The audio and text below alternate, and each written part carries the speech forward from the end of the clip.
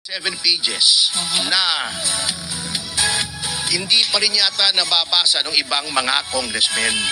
Ang haba. Kasi di ba ang qualification sa congressman, able to read and write? Yes.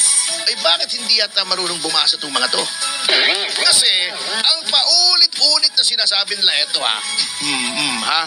etong sinasabi nitong House lagi through their spokesperson, si Attorney Princess Abante.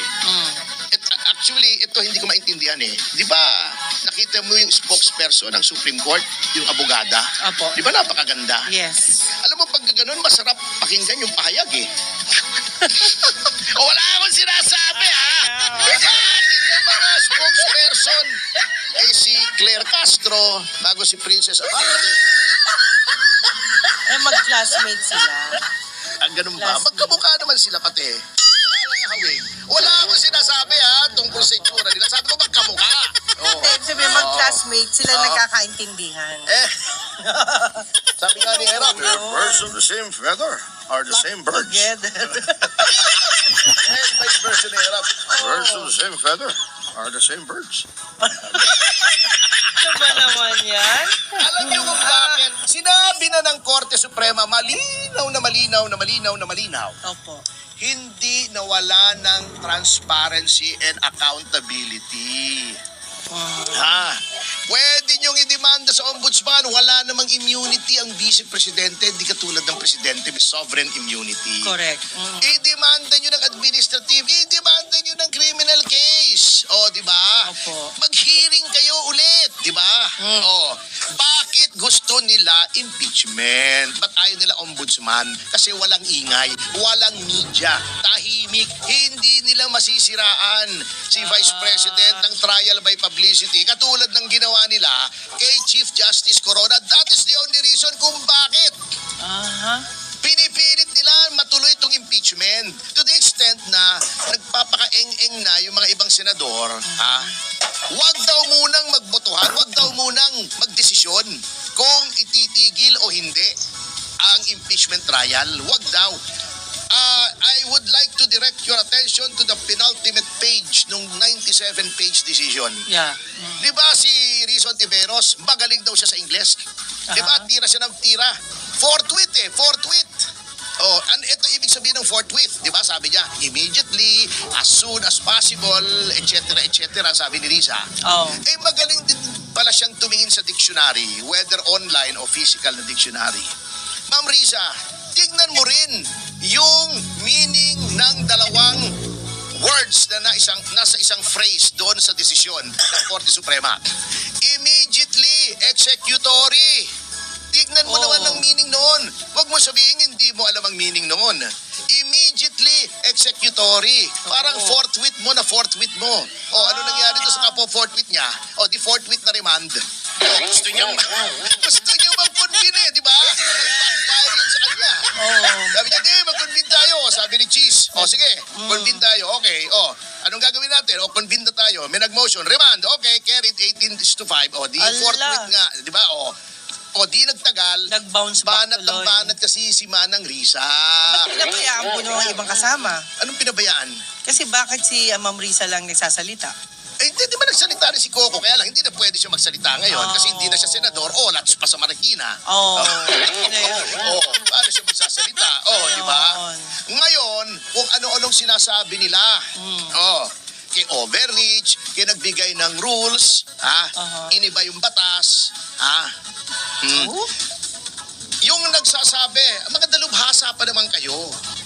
Christian Monsod, si Frank Drilon. Sino bang mga tumutulig sa Supreme Court? Ito may mga characters na bumabanat sa amin na pinoprotektahan namin yung Supreme Court. Etong unang-unang dyan, si Ronald Llamas ng Akbayan, di ba? Ang distinction lang niyang si Ronald Llamas, wala namang qualification niya kundi naging political advisor siya ng the worst president ever in Philippine history, si Noynoy Aquino. Di ba? Yan si Ronald Llamas ang nagyamas kay Rizon Tiveros. Ibig sabihin, hindi!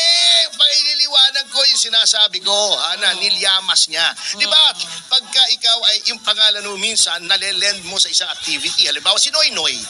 Noy-noying, di ba? Ibig sabihin, walang ginagawa. Opo. Ganun lang, laro-laro ng Mobile Legends, di ba? Or nagadon ka. Ibig sabihin, na-dispar ka.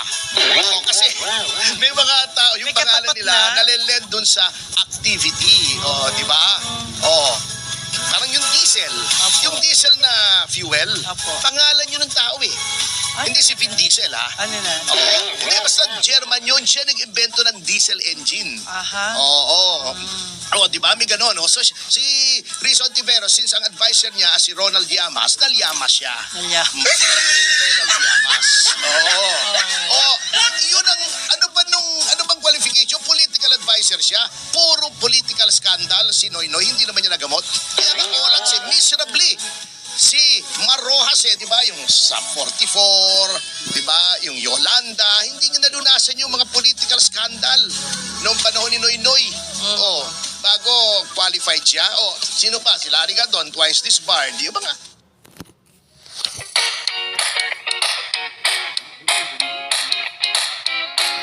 disbarred, yung mga tumitira sa Korte Suprema. Yan, Di ba? Si Laila de Lima.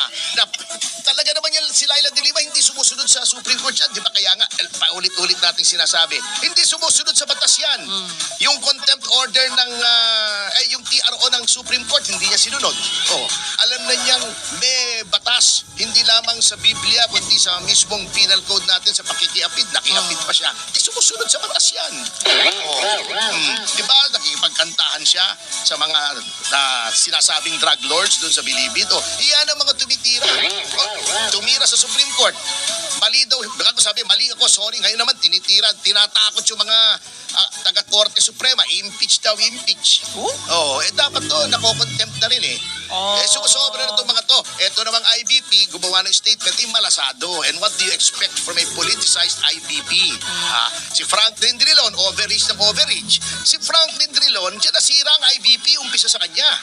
Sapagkat nung lumaban, ito fact check nyo, wala tong libel, wala tong marites. Nasa records yan lahat.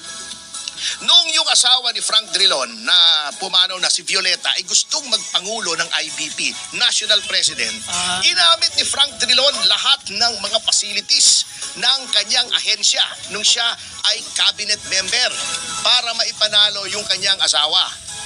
Totoo yan, hindi chismis yan. Desisyon niya ng Korte Suprema. Kaya sa sobrang kagarapalan ng ginawa ni Frank Drilon, pinawalang bisa ng Korte Suprema yung eleksyon ng kanyang asawa.